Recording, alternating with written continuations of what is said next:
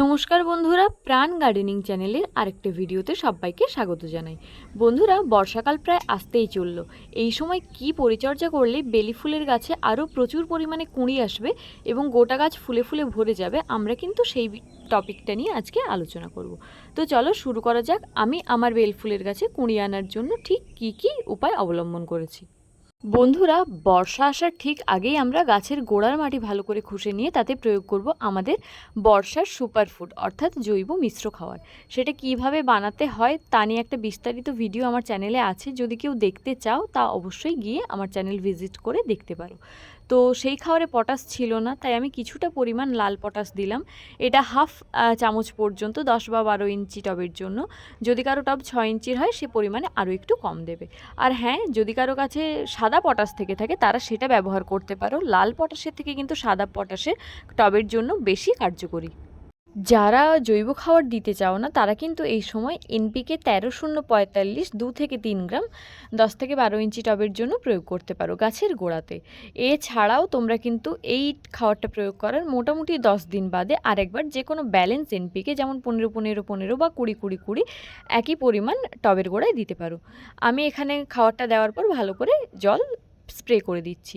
এই সময় কিন্তু জল ঢালার বদলে জল স্প্রে করলে সেটা বেশি বেটার হয়। তো সেইভাবে আমি জল স্প্রে করে নিচ্ছি। এছাড়াও আমি যেটা করি, বর্ষার সময় যদি টানা বৃষ্টি না হয় তাহলে কিন্তু আমি কোনো একটা ব্যালেন্স এনপিকে বা 13-0-45, এটা কিন্তু 1 লিটার জলে 1 গ্রাম গুলে গাছের পাতায় স্প্রে করি।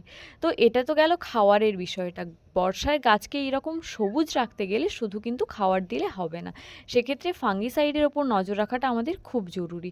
তাই আমরা সপ্তাহে অন্তত একদিন করে হাতের কাছে যে ভালো মানের ফাঙ্গিসাইড আছে, হতে পারে সাফ, হতে পারে ব্যাভিস্টিন, হতে পারে অ্যামনিস্টার টপ, এগুলোর মধ্যে কোনো একটা 1 লিটার জলে 2 গ্রাম করে মিশিয়ে সেটাকে গুলে ভালো করে স্প্রে করে দেবো। স্প্রে করার 6 ঘন্টার মধ্যে যদি বৃষ্টি হয়ে যায় তাহলে কিন্তু পরের দিন আবার একবার স্প্রে করে দিতে হবে। তো বন্ধুরা, বর্ষাকালে আমরা এইভাবে ছত্রাকের অ্যাটাকটাকে এড়ানোর চেষ্টা করব। প্লাস যদি দেখি কোনো ফুল ফুটে গেছে তাকে কিন্তু আমরা বেশিক্ষণ গাছে রাখবো না। আমরা কিন্তু পরের দিনই চেষ্টা করব ফুলটা গাছ থেকে তুলে নেওয়ার, ফলে ফুলটা গাছের পাতায় জমা হয়ে যাতে পচন না ধরে বা ছত্রাকের অ্যাটাক না হয়, আমরা কিন্তু সেদিকে খেয়াল রাখবো। আর সবসময় চেষ্টা করব যে গাছের ফুল হয়ে যাওয়ার পর ফুল হওয়ার যে ব্রাঞ্চটা ওইটা কেটে দিতে। আর বর্ষাকালে পোকামাকড়ের উপদ্রব এমনি কম হয়, খুব একটা বেশি হয় না, তবু আমার গাছের 2-1টা পাতাতে একটু ল্যাদা পোকা ধরেছে। তো সেই জন্য আমি বলবো যে তোমাদের 15 দিন ছাড়া ছাড়া 1 লিটার জলে 2 ml করে মিশিয়ে যে কোনো রকম একটা কীটনাশক ভালো করে গাছে স্প্রে করলেই হবে। সেটা হতে পারে টাফগর, হতে পারে কনফিডার, হতে পারে হামলা ইত্যাদি যে কোনো কিছু, বা যারা নিম তেল ব্যবহার করো তারা নিম তেলও ব্যবহার করতে পারো। তো আমি এই পরিচর্যা করেই মোটামুটি দেখেছিলাম, এবং তারপর একদিন বৃষ্টি হয়েছিল। দেখো, পরের দিন সকালে উঠে দেখছি যে গোটা গাছ কুঁড়িতে কুঁড়িতে ভরে গেছে।